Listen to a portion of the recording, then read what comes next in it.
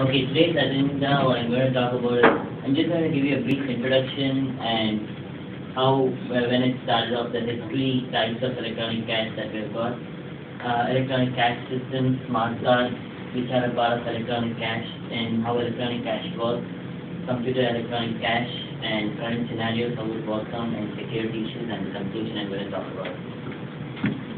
Let me start off with the introduction, as I said. So, electronic cash is the concept of representing money in digital format and exchange and transactions. Like digital format, we can say that it's online transactions. Everything comes into digital transactions. And electronic cash is one of the methods to reduce the use of paper-based currency. Just to we use our ATM, credit cards, all of them. So when we start using all of them, we stop using our currency, which is in our wallet. We tend to carry our cards to go. So the main criteria of this electronic cash is to reduce the usage of paper-based currency. And the existence of electronic cash has made the merchandise even more easier for buying and selling products. Even for them to use the paper-based currency is reduced. So a credit card when they use the credit card or any of the smart cards, the money what is available is directly getting transferred to their account. So even they are not required to make use of a large amount of money to transfer from the sales, whatever they do. The concept of electronic cash was introduced in 1960s, but they started introducing, but mainly it came into existence only in 1995 by, I'll go ahead and tell you. Then electronic cash started off, but the next thing which came out of electronic cash, the main concept was fund transfer, like bank account to online fund transfer. That was the main thing it started off with. And then the electronic cash, the concept of e-cash was mainly released was with electronic checks, embedded chips, and smart cards. And they use public key encryption techniques for the messages to be relayed on over the system.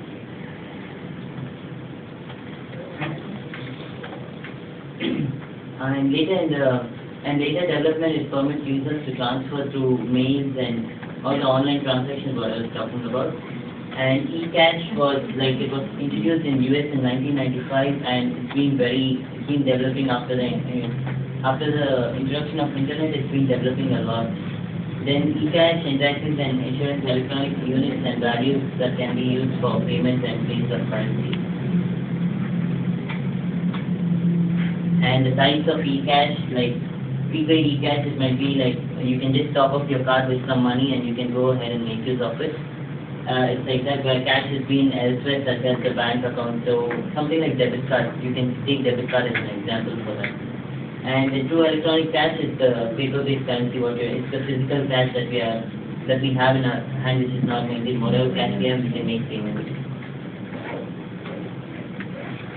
And these are the three types of systems that work with the e-cash: the Mondex, the digital, and the smart card. Let's go ahead with Mondex. Okay, Mondex is a microchip that contains the purse in which the value is stored electronically, and the purse that can handle the 5 different currencies at one time, and it consists of security programs within the chip. For the security purposes, within the chip, the data is available for it, and it can even recognize, and it's got its electronic access thing. Then digital cash and DigiCash is a form of electronic cash which is traded between parties over the internet, like for online transactions it's mainly used for. And DigiCash would be obtained from banks, like we can go ahead, like it's like our debit card and credit card that we take from the banks, and we can make use for into online transactions. And then smart cards are the same thing. Smart cards also come in the same category, but when it comes to electronic cash, they have been given them in 3 different ways: Mondex, DigiCash, and smart cards. And smart cards are specially integrated chips which are embedded in a plastic card. And in addition to the integrated circuits, the smart cards contain a microchip which calculates the transactions that we do, which are stored in it.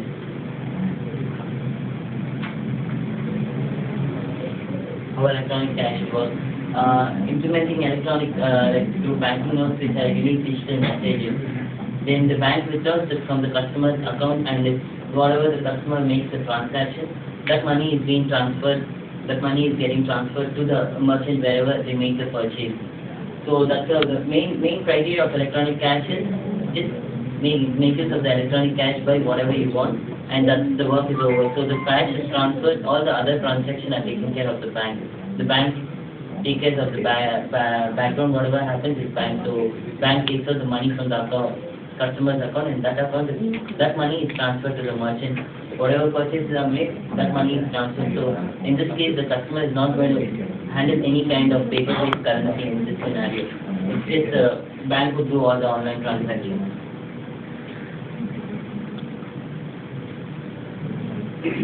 And the customers buy electronic cashes from where we can get the electronic cashes from our banks, mostly the authorized providers, and none of them are apart from the bank. And whatever value we want or whatever money is available in our bank, that would be used. When any purchases are made, then the funds are spent and the electronic, what I was explaining. When any purchases are made, the credit has been transferred to the merchandise account. Current scenario. Electronic cash is playing an important role in today's world and in the rise of internet. So most of our transactions, even we do in our day-to-day life, is if we go out, we don't tend to take out our money. If we want to buy something, we just take out our card and we try to make. So current scenario, people have reduced using their paper-based currency, and they've started using more of the electronic cash or the smart cards, all the carding systems, whatever is possible. Then electronic cash has become, even merchants are also doing more and more marketing. They are trying to give them other type of cards, like when you have these stores and challenges and all, they have the special cards where they give, when the customer buys something or something, they give them unique credits and discounts for them. Those cards, merchants are also trying to increase the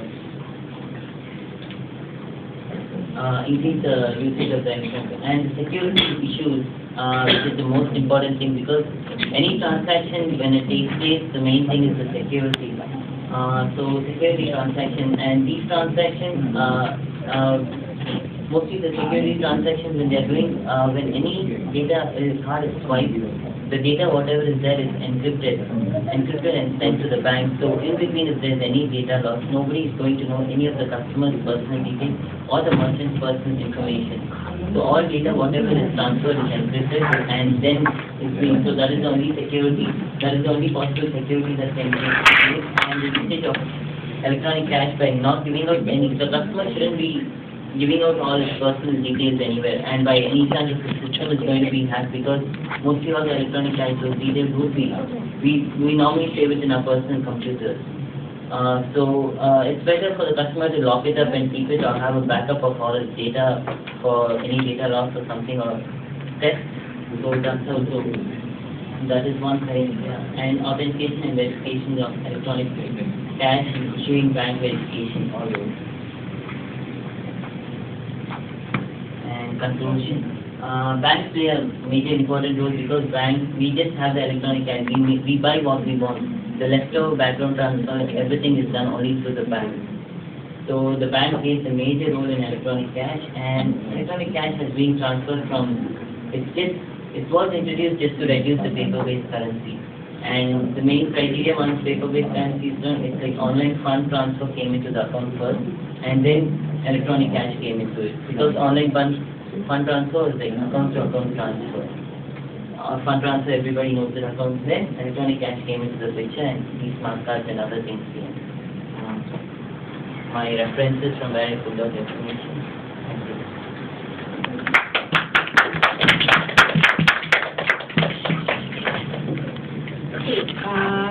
What do you think, after doing this research on e-cash, what do you think of this e-cash being implemented in cashless? We are going into a cashless. Ma'am, if you see in one way, it's very nice. Because when nowadays we go out, everything has become expensive. We want to buy a TV, we can't carry around 20,000-30,000 in our pocket and go buy a TV. These cards are very helpful. In any way, we go to a restaurant, it's like normally, we all nowadays, we get our salary through our bank account. No need to run to an ATM. You got your salary, just go anywhere. You want to buy something, use your card. So that's become very easy. And small change, okay, you can't end paper-based currency. But still, for small things, you need the paper-based currency. But when you go for a little higher thing and more things, definitely electronic cash is the best. Okay, so what about globally, inventing this globally in all different countries, right? It takes time, of It course. takes time. But do you think they will welcome it? Definitely they would welcome. But what would be the Because obstacles for them? the main obstacle would be the security issue, and to what to say, to get the machinery, whatever is required for electronic cash and how it works, people should come to know, because not every person, a layman can't know how electronic cash works. So that those kind of things they need to, those kind of things they might be a little bit of problem, but when it goes to a little bit higher thing, it's not a problem. So But every country, globally it should be implemented. When I made my research, I found out that US introduced it first, then it went on with Germany, and they all have introduced the system. but it takes time to... Yeah, it takes time to. So But your conclusion is you should always have both. That's all? paper-based currency, you can't totally eliminate paper-based currency. But this is security-wise and safety-wise, this is more better. Like no test. If any test, one phone call, the card is blocked or the cash is blocked. Nobody can make it. If any theft has happened, also the security. If you lose your money, paper-based currency, there is no way of getting it back. But if you know your card is lost, one phone call, you can block your card and nobody can make use of it. Thanks.